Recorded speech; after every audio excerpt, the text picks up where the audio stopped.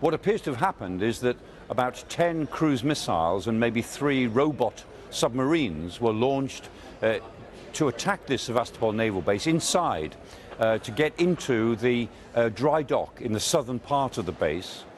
And as far as we're aware, 2 ships have been very severely damaged. One of them is the Minsk, which is a Raputia-class landing ship, quite significant to the Russian Navy, and the other one is the Rostov-on-Don, which is a Kilo-class submarine.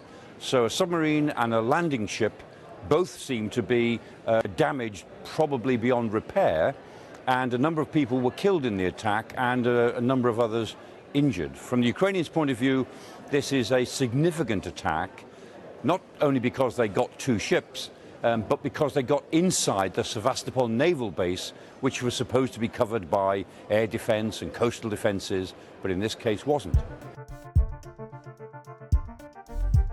The broader significance of this for Russia is that it confirms that Crimea is not safe for their military forces. The Ukrainians are working very hard to pressurize Crimea, to make it clear to Moscow that Crimea is not a safe place for Russian forces, air forces, land forces, or naval forces to exist in the way that they used to.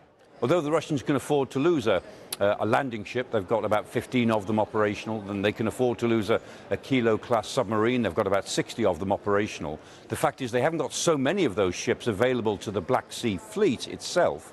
And most importantly, it emphasizes the fact that anywhere in the western part of the Black Sea, the Ukrainians can strike anything that they have got. And so this is a message from Kiev to Moscow that we are exerting our control now over that part of the western Black Sea. The Russians confirm that 10, they say, were used, but certainly they were either Storm Shadow stroke Scalp missiles. Those are the British-French ones. The British ones are called Storm Shadow, the French call them Scalp missiles. They're the same thing.